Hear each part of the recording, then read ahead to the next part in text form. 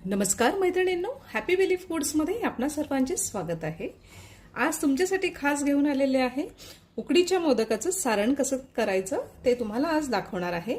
तर मी इथं एक फुल बाउल भरून नारळाचा चव घेतलेला आहे, नारळाचा किस घेतलेला आहे, त्याला छान ग्रेट करून घेतलेला आहे, हे छान त्याला खवून घेतलेला आहे नारळाचा, आणि हा फुल एक बाउल भरून आहे। त्यानंतर घेतलेला आहे साजूक तूप, 3 टेबलस्पून साजूक तूप आहे, खसखस घेतलेली आहे 3 टेबलस्पून, आणि 1 टेबलस्पून वेलची पावडर घेतलेली आहे।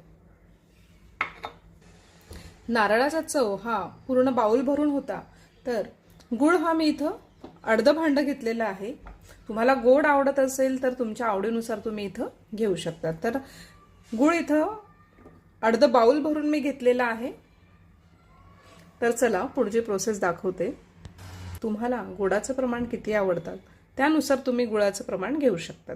तर मी इथं एका बाउलला अर्धा बाउल गुळ घेतलेला आहे। एक पातेलं ठेवलेलं आहे, मोठं एक पातेलं ठेवलं आहे, त्याच्यामध्ये गुळ टाकूयात। गुळाला मेल्ट करून घेणार आहोत। गॅसचा फ्लेम थोडासा मोठा ठेवायचा आहे, म्हणजे हे गुळाचे खडे आहेत ना ते लवकर मेल्ट होतील। गॅसचा फ्लेम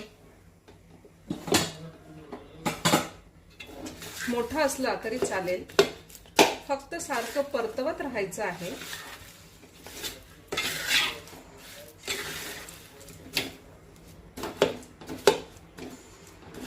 सेंद्रिय गुळ वापरलेला आहे, तुम्ही बघू शकत असाल। सेंद्रिय गुळ मी इथे यूज केलेला आहे। गुळाला एकसारखं खालीवर करत राहायचं आहे, नाहीतर खालून जळण्याची शक्यता असते।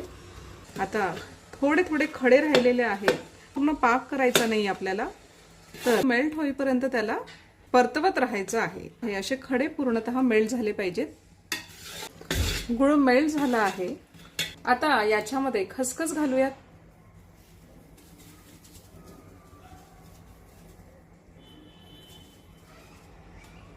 आणि साजूक तूपही घालायचं आहे।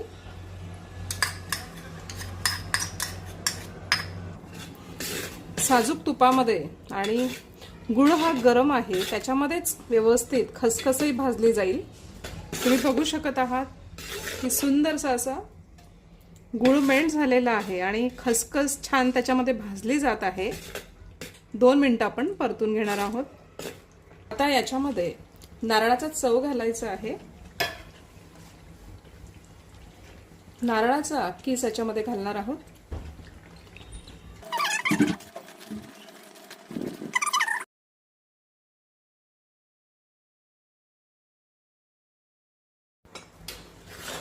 सर्व मिक्स करून घेणार आहोत।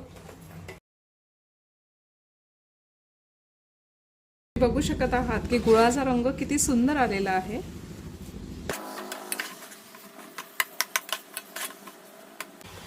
सारणाला छान व्यवस्थित खालीवर परतवून घ्यायचं आहे, नाहीतर खाली लागण्याची शक्यता असते। आणि ही सर्व प्रोसेस बारीक गॅसवरच करायची आहे। सारण जरा जास्त क्वांटिटीत असल्यामुळे त्याला शिजवायला वेळ लागणार आहे, त्याच्यातलं सर्व पाणी हे आटलं पाहिजे। त्याच्यात भरपूर प्रमाणात पाणी आहे, तुम्ही बघू शकत आहात। खूप सारं पाणी आहे याच्यामध्ये। आता हे सर्व सारण बारीक गॅसवर मी इथे शिजवून घेणार आहे, आणि किती वेळ लागला ते सुद्धा तुम्हाला सांगणार आहे। आता ही प्रोसेस करत असताना बराच वेळ लागणार आहे, कारण क्वांटिटी मोठी आहे। तर अशा वेळेस आपण नामस्मरण करू शकतो। तर गणपती मंत्र म्हणा किंवा अथर्व शिष्य म्हणा, तुम्हाला जे येत असेल ते छान म्हणा, जेणेकरून आपण जो पदार्थ करत आहोत तोही उत्तमच होईल। तर वक्रतुंड महाकाय सूर्यकोटी समप्रभ निर्विघ्नं कुरु मे देवे सर्वकार्येषु सर्वदा। तुम्हाला जे मंत्र येत आहेत ते तुम्ही इथं म्हणू शकतात। उत्तम विचार करा, हा पदार्थ हा उत्तमच होणार। पदार्थ हा नामस्मरण जर तुम्ही करता करता केला ना, तर अजिबात पदार्थ हा फसत नाही आणि उत्तम होतो। मिक्स करताना खालून पूर्णतः असं मिक्स करायचं आहे. तुम्ही जेवढ्या मेहनतीने सारण परतवणार तेवढंच ते खूप छान होणार, नाहीतर मग खाली लागण्याची दाट शक्यता असते. तर हे सारण करत आता मला 15 मिनिटं झालेले आहेत आणि मी जवळ कॅमेरा घेते जरा. तुम्ही बघू शकत असाल तर बराच वेळ आपल्याला सारण बनवायला लागणार आहे. ओम गण गणपतये नमो नमः, सिद्धिविनायक नमो नमः, अष्टविनायक नमो नमः, गणपती बाप्पा मोरया. गणपती बाप्पा हा बुद्धीचा देवता आहे, विघ्नहर्ता आहे. मुलांना रोज गणपती स्तोत्र म्हणायला सांगायला पाहिजे, किंवा आपण सुद्धा रोज गणपती स्तोत्र म्हटलं पाहिजे किंवा अथर्व शिष्य म्हटलं पाहिजे. मुलांना खूप छान बुद्धी येते आणि आपल्यावर कुठल्याही प्रकारचं विघ्न येत नाही. सारण रेडी झालेलं आहे. तुम्ही बघू शकत असाल की खूप मस्त सारण झालेलं आहे आणि त्याला रंगही खूप छान आलेला आहे. आणि तळाशी तुम्हाला दाखवते, छान सारण मी हे प्रदोष काळात केलं, संध्याकाळच्या वेळेस केलेलं. आणि आता थोडासा अंधार झालेला आहे. आता तुम्ही बघू शकत असाल की अजिबात पाणी वगैरे नाहीये सारणाला, म्हणजे सारण रेडी झालेलं आहे.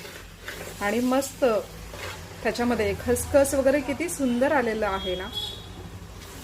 खूप पौष्टिक असं सारण रेडी झालेलं आहे. सगळ्यात शेवटी इलायची पावडर घालणार आहोत, त्याने मोदकाला एक छान चव येते, छान स्वाद येतो. आणि पूर्ण मिक्स करून घेऊया.